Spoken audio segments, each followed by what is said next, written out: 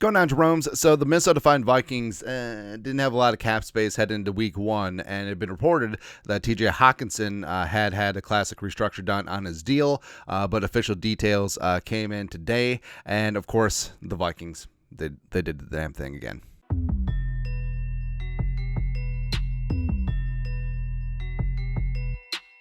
So the Vikings freed up around $7 million in cap space for 2024 by doing a classic restructure on Hockenson's deal. So this is his old contract. He was slated to have a $9.9 million base salary this season. They took that all the way down to the league minimum, and his cap was supposed to be $14.1 million. That got cut in half, and Hockenson's new contract, like we said, taken down to $1.125 million, and then the rest was converted into a signing bonus, and then also those cap hit prorations were over the next 5 years, taking his cap hit down to $7.02 million. Now, this is a good time to talk about classic restructures. So first off, restructures are not pay cuts. So this is not like, oh, Hockenson's not playing, so he's taking less. No, that's stupid.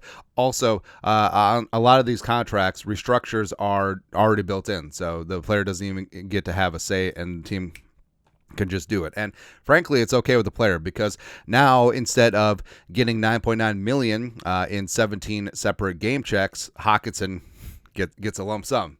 Is JG Wentworth 877 cash now? It's my money. I want it now, right? And so Hockenson gets paid the same this year. Every single penny is accounted for, but also for financial bookkeeping. So like I said, it reduces his base salary from 9.9 down to 1.125 million, which would be the league minimum for a player of his experience. The remaining 8.775 million is converted into a bonus, and then those cap hits are prorated over the next 5 years. That's why how you go from 14.1 million in from a cap hit down to 7.02. And look at the new deal. So Hockenson already had a couple seasons of proration left at 3.6 million from his signing bonus. So you add what was the number? 1.755 million to 2024 through 2028, because he already had a void year added to his contract. Now you can prorate bonus cap hits over 5 seasons, and that's one of the reasons why the Vikings added that void year when Hockenson signed his long-term extension. As a piece of smart business by Rob Brzezinski and Kwesi. So the Vikings basically just flatten things out, get a little bit of cap space in 2024, which is important because you need a couple million in season, practice squad elevations, a couple players added to the roster here or there.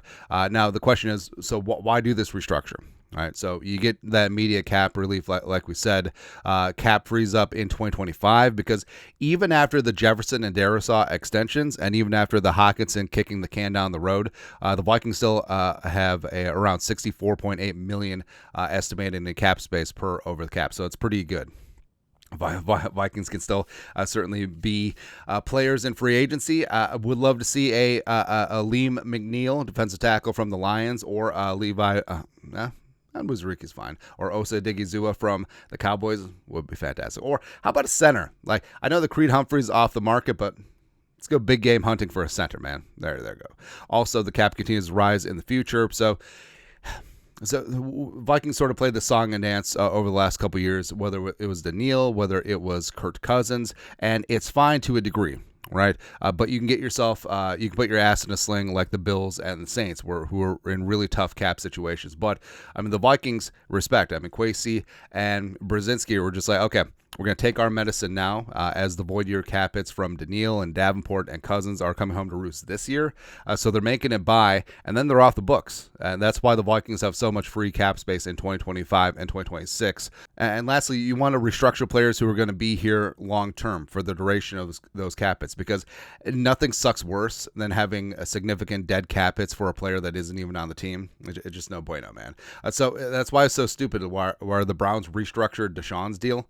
You want to get rid of him. You don't want to just kick the can down the road and have large dead cap hits where you're tethered to him. It's just Yeah, but Hockenson, obviously is going to be here with the Vikings long term. So, kicking the can down the road over the next couple of years. Plus, the cap hit rises over the next couple of years is pretty insignificant, but it does give the Vikings some immediate cap space. Right meow.